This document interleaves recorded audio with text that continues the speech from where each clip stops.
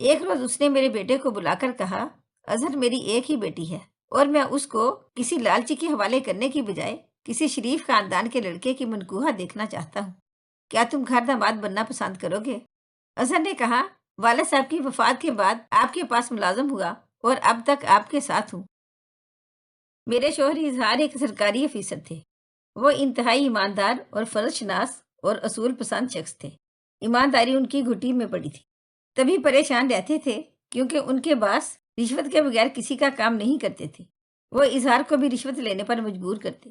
اظہار جیسے سچے محنت کش کا رشتہ دیانتداری کے ساتھ مضبوطی سے جڑا ہوا تھا، لہٰذا وہ اپنے باس کو خوش نہ رکھ سکے۔ نتیجے میں ان کا ٹرانسفر کر دیا گیا۔ وہاں بھی حالات پہلے جیسے تھے، غرض ان کا کئی ایسی جگہوں پر ٹرانسفر کیا گیا جہاں کوئی جانا پسند نہیں کرتا تھا۔ ایک طویل عرصے کی جفاکشی کے بعد بھی ترقی نہ ہو سکی۔ آخر کار انہیں ایک ایسے کیس میں ملوث کر دیا گیا جس کا ان سے کوئی واسطہ نہ تھا۔ یہ ایک غبن کا کیس تھا۔ وہ ان حالات کو زیادہ عرصہ نہ جھیل پائے، دل کے مریض ہو گئے۔ بالآخر ایک روز خالق حقیقی سے جا ملے۔ میرے شریک زندگی کو تو جلد دکھوں سے نجات مل گئی، لیکن میرے بیٹے جو اپنے حصے کے دکھ لینے والوں کی قطار میں لگ گئے تھے، اب ان کی باری آ گئی۔ میرے دو ہی بیٹے تھے، اظہر اور اطہر۔ ان کے دامن میں بھی باپ نے ورثے میں ایمانداری کی دولت چھوڑی تھی۔ جس روز اظہار نے وفات پائی، گھر میں پھوٹی کوڑی نہ تھی۔ میں نے اپنی سونے کی 2 چوڑیاں فروخت کر کے ان کے کفن دفن کا انتظام کیا۔ باپ کی وفات کا یہ نقصان ہوا کہ میرے دونوں لڑکے تعلیم کی جنت سے نکلنے پر مجبور ہو گئے اور وقت نے ان کو زندگی کے میدان کارزار میں تہی دست دھکیل دیا۔ ایک روز میرے بڑے لڑکے نے چھوٹے سے کہا، اطہر تم تعلیم مت چھوڑو، محنت کرو اور افیسر بنو۔ میں نہیں بن سکتا۔ ہمارا باپ افیسر تھا، لیکن وہ بہت جلد ہمت ہار کر اس جہان سے چلا گیا۔ میں ایماندار افسر بن کر جلد مرنا نہیں چاہتا۔ چھوٹے بھائی کو دوبارہ اسکول میں داخل کروانے کے بعد اظہر گھر سے چلا گیا۔ وہ 8ویں میں پڑھ رہا تھا جب نوکری کرنے گھر سے نکلا تھا۔ اس کی ملاقات لاری اڈے پر ایک شخص نصر سے ہوئی۔ نصر ٹرک چلاتا تھا۔ اس کا کام ٹرکوں کے ذریعے تجارتی مال کو ادھر سے ادھر پہنچانا تھا۔ اظہر بھلا یہ کیوں کر جان پاتا کہ نصر کا اصل دھندا کیا ہے؟ اسے تو بس نوکری چاہیے تھی، اور نصر کو اپنے چھوٹے موٹے کاموں کے لیے ایک لڑکے کی ضرورت تھی۔ نصر کافی کرخت اور ترش مزاج شخص تھا، مگر آدم شناس تھا۔ اس نے پہلی نظر میں ہی اظہر کو منتخب کر لیا اور اپنے پاس ملازم رکھ لیا۔ میرا بیٹا اس شخص کے پاس 5 برس رہا، اور ان 5 برسوں میں وہ اس کا ہر حکم نہایت فرما برداری سے بجا لایا۔ کام جو وہ ذمہ لگا دیتا، میرا بچہ محنت سے کرتا، یہاں تک کہ اس شخص کو یقین ہو گیا کہ کسی گدڑی کا لال اس کے ہاتھ لگ گیا ہے۔ اس نے اظہر سے کہا کہ تم کوئی ہنر سیکھ لو، کیونکہ ہنر مند کبھی بھوکا نہیں مرتا۔ تم ڈرائیونگ سیکھ لو تاکہ میرے مال بردار ٹرک چلا سکو۔ اظہر نے نصر کے حکم کی تعمیل کی۔ اسے ماں اور چھوٹے بھائی کے اخراجات بھی برداشت کرنے تھے۔ وہ نہیں جانتا تھا کہ نصر کس قسم کی تجارت کرتا ہے، بس اتنا جانتا تھا کہ وہ پھلوں کا تاجر ہے۔ 5 سال گزر گئے۔ اظہر اب 20 برس کا ہو چکا تھا اور نصر کا سب سے معتبر ملازم تھا۔ مالک کے لاکھوں روپے اس کے پاس پڑے رہتے تھے، کبھی ایک پائی کا بھی ہیر پھیر نہیں کیا تھا۔ نصر کو اظہر پر اندھا اعتماد تھا۔ وہ جانتا تھا کہ اگر وہ لاکھوں دے کر بھول جائے تب بھی اظہر 1 روپے کی خیانت کا مرتکب نہ ہوگا۔ ایسے ملازم خوش قسمت لوگوں کو ہی ملتے ہیں۔ اظہر بھی نصر کے مان کو عزیز رکھتا تھا۔ ایک یہی ورثہ تو اس کو اس کے باپ سے ملا تھا کہ ہر حال میں دیانتداری کا دامن ہاتھ سے نہیں چھوڑنا ہے۔ نصر کی ایک بیٹی تھی، رخشندہ نام تھا۔ وہ اسے بہت عزیز تھی۔ وہ اس کی شادی کسی اچھے انسان سے کرنا چاہتا تھا۔ اظہر سے اسے اب ایسی محبت ہو گئی تھی جیسے کسی باپ کو اپنی اولاد سے ہوتی ہے۔ 10 برس کے طویل عرصے میں اسے اس لڑکے کی تمام عادات و خصائل کا علم ہو چکا تھا۔ بلا شبہ اظہر کی رگوں میں ایک شریف باپ کا خون دوڑ رہا تھا۔ ایک روز اس نے میرے بیٹے کو بلا کر کہا، اظہر میری ایک ہی بیٹی ہے اور میں اس کو کسی لالچی کے حوالے کرنے کی بجائے کسی شریف خاندان کے لڑکے کی منکوہا دیکھنا چاہتا ہوں۔ کیا تم گھر داماد بننا پسند کرو گے؟ اظہر نے کہا، والد صاحب کی وفات کے بعد آپ کے پاس ملازم ہوا اور اب تک آپ کے ساتھ ہوں۔ میری خوش نصیبی ہوگی آپ کا سایہ عمر بھر کے لیے مل جائے، لیکن والدہ سے اجازت ضروری ہے۔ مجھے چند دن کی چھٹی درکار ہوگی تاکہ والدہ کی اجازت حاصل کر سکوں۔ اظہر کافی عرصے بعد چھٹی لے کر گھر آیا تھا۔ میری خوشی کا ٹھکانہ نہ تھا۔ وہ باقاعدگی سے اپنی تنخواہ بھیج دیتا تھا، لیکن گھر کم ہی آ پاتا تھا۔ اس نے اپنے آنے کا مقصد بیان کیا تو میں سوچ میں پڑ گئی۔ ایک امیر آدمی کی بیٹی سے شادی خطرے کی بات ہو سکتی تھی۔ कल जाने क्या हो जाए।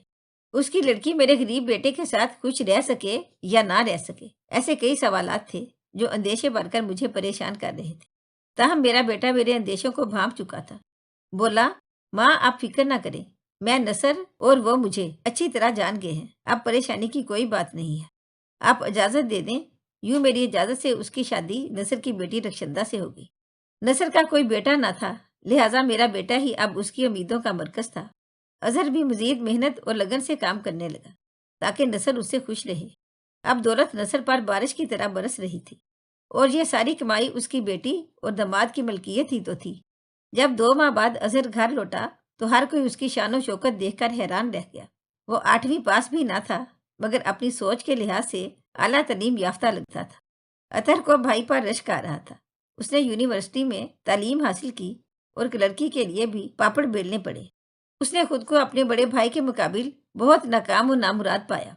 अतहर को नौकरी ना मिली तो LLB किया और अपने शहर में वकालत की प्रैक्टिस शुरू करके मुकद्दर आजमाने लगा। मैं शादी पर पहली बार नसर के घर गई थी। अजहर ससुर के पास रहता था। वो कभी कभार आता। उसकी बीवी बस एक बार आई थी, सिर्फ 1 दिन के लिए। वो घर दामाद था, हमारे साथ नहीं रह सकता था, लेकिन राबता रखता था। एक दिन ऐसा आया कि ये राबता भी खत्म हो गया। अब मैं अतहर को कहती थी कि किसी तो भाई से राबता करो, उसे ढूंढो तो सही। आखिरकार क्यों हमसे राबते तोड़ लिए हैं? कोई तो वजह होगी। अजहर कहता, कुछ केस निपटाने हैं, फारग हो लूं तो जाऊंगा। बिल आखिर वो वक्त निकाल कर गया। मालूम हुआ कि अजहर अपनी बीवी और बच्चों के हमरा लोरा लाई चला गया है, क्योंकि अब उसके कारोबार का मरकज लोरा लाई हो गया था। बड़े भाई से मिले बगैर अतहर वापस आ गया और कहा कि कुछ दिन बाद लोरा लाई जाकर मालूम करूंगा। 1 साल गुजर गया। अजहर की कुछ खबर ना थी। मेरा जी बहुत घबराता था। बार बार छोटे को कहती कि जाकर बड़े भाई का हाल मालूम करो, आखिर वो क्यों हमसे राब्ता नहीं करता। एक रोज लोरा लाई से एक शख्स ने इतला दी कि फलों का ट्रक लाते हुए रास्ते में डाकुओं से तसादम हो गया, तो उन्होंने गोली चला दी और अजहर एक डाकू की गोली का निशाना बन गया।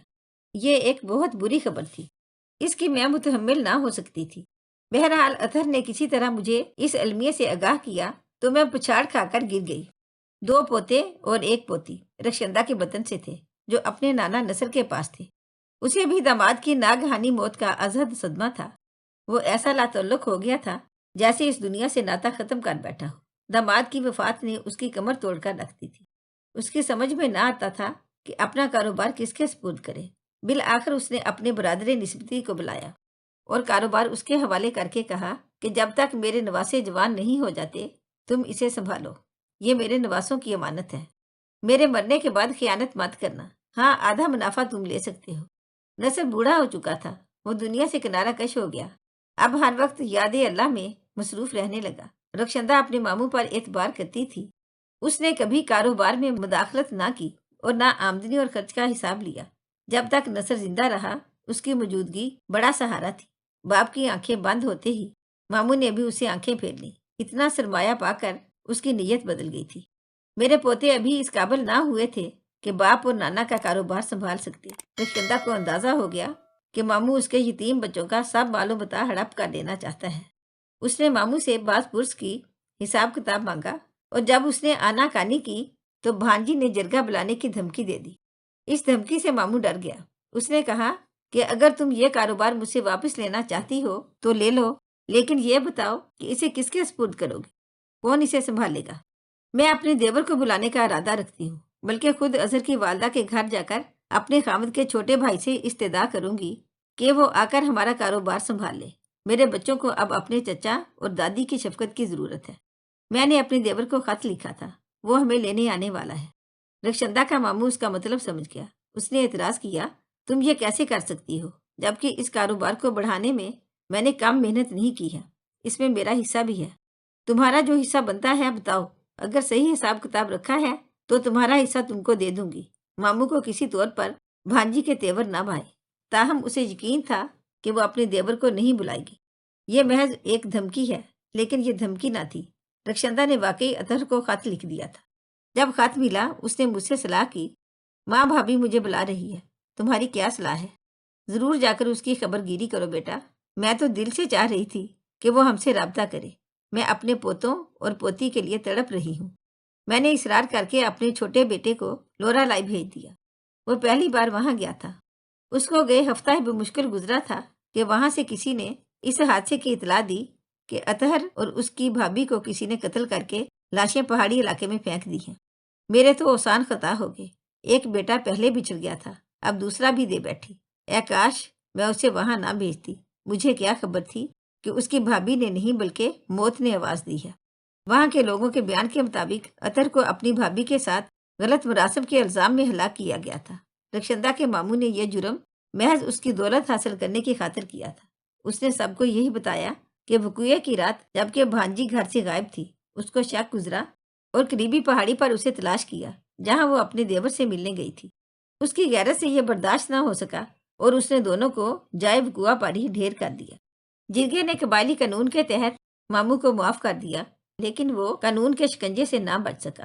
وہاں تعینات اعلیٰ انتظامی افیسرز نے تحقیقات کرائی تو پتہ چلا کہ بھابھی اور دیور کو الگ الگ جگہ گولی ماری گئی تھی۔ رخشندہ نے رات کے وقت گھر سے باہر قدم نہ رکھا تھا، جبکہ دیور تو سوتا ہی مہمان خانے میں تھا جو گھر سے کافی فاصلے پر تھا۔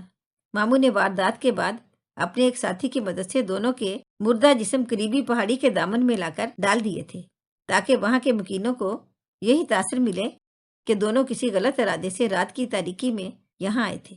تمام شواہد سے ظاہر ہو گیا کہ ان دونوں بے گناہوں کو ناحق قتل کیا گیا تھا، محض دولت کے لیے، اور یہ دولت ہی تھی جس نے ماموں کی آنکھوں پر لالچ کی پٹی باندھ دی تھی۔ تمام تفصیلات سے علاقے کے اس اعلیٰ افیسر نے مجھے گھر آ کر آگاہ کیا اور پوچھا کہ کیا میں رخشندہ کے بچے اپنے پاس رکھنا چاہوں گی۔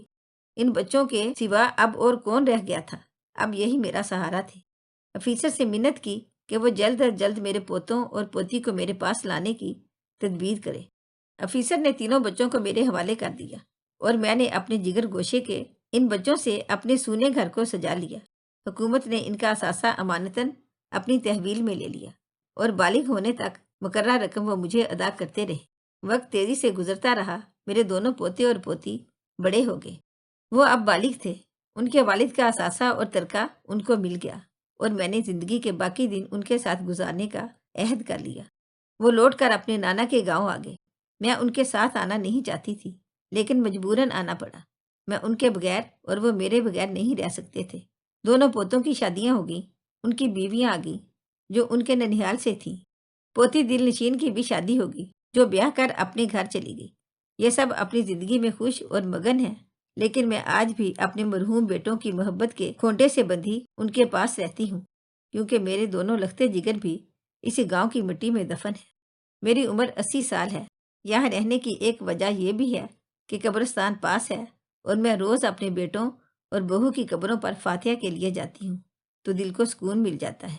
دعا ہے کہ کسی ماں کے بچے اس طرح اس سے جدا نہ ہوں۔ اگر آپ کو ہماری آج کی کہانی اچھی لگی ہو تو پلیز اسے لائک کریں، شیئر کریں اور مزید اچھی ویڈیو کے لیے ہمارے چینل کو سبسکرائب کریں۔ شکریہ۔